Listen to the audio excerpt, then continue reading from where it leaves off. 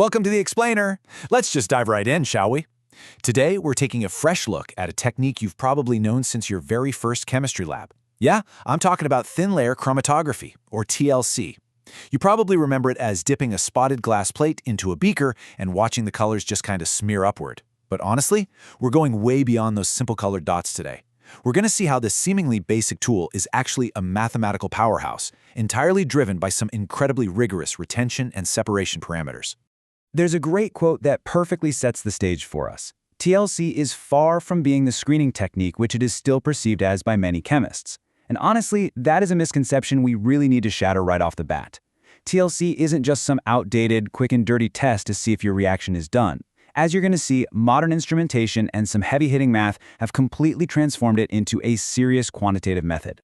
Okay, just to make sure we're all completely on the same page before diving into the math, let's establish our baseline. Planar chromatography, which is the umbrella term for TLC, is all about separating sample components on a rectangular plate. Now, this plate is coated with a super precise, highly reproducible thin film, usually between 100 and 200 micrometers thick, of a stationary phase, like silica gel. The whole thing runs strictly on the capillary action of a liquid mobile phase just pulling itself up the plate. So here's our game plan for today. We'll start by tackling that massive TLC misconception.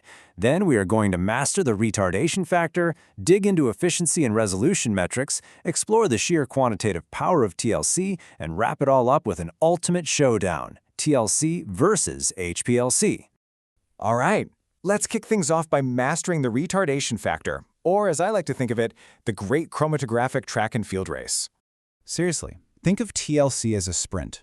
The stationary phase is your track. The mobile phase, the solvent, is the pacemaker. And your sample components, the solutes, well, they're the runners sprinting up the lane. Now, every single runner is defined by a very specific retention parameter, the retardation factor, or RF. It's a wonderfully simple ratio. It's literally just the physical distance moved by the solute divided by the distance moved by the solvent front. It tells us exactly what the relative migration of our compound is compared to the solvent. But don't let the simplicity fool you, because this little ratio is the gateway to some seriously deep chromatographic theory. So the absolutely crucial part is how we take that physical distance measured on a flat plate and translate it into universal chromatographic retention parameters. Now, in column chromatography, the retention factor K is basically the king of metrics. To calculate K from a TLC plate, we have to make a key approximation.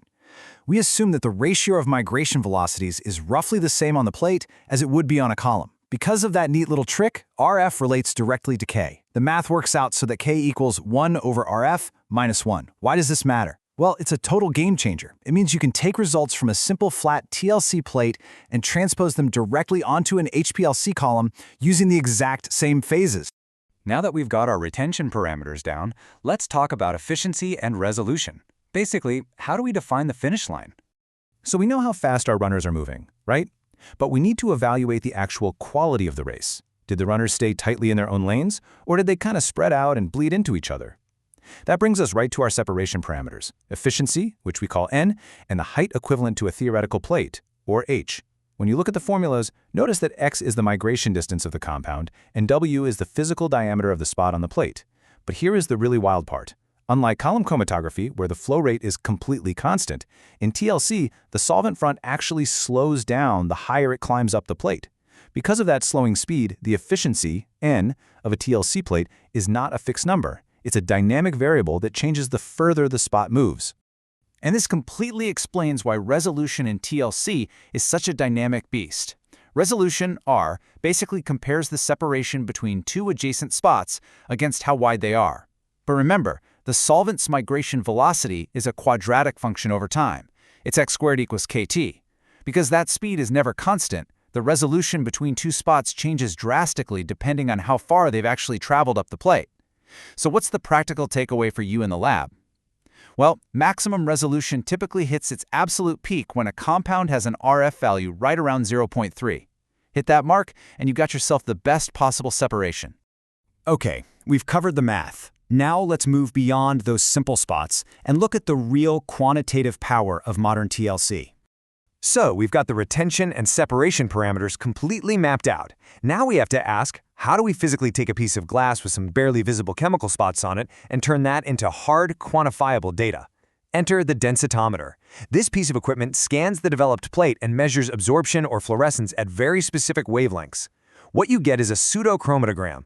It's essentially an isochrotic image, like a perfect snapshot frozen in time at the exact end of the separation. The densitometer takes spots physically spread across 8 centimeters of silica and translates them into sharp, distinct, measurable peaks.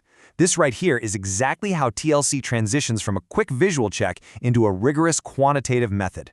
And the technological upgrades we're talking about are just staggering, especially in niche areas like detecting radioactively labeled compounds.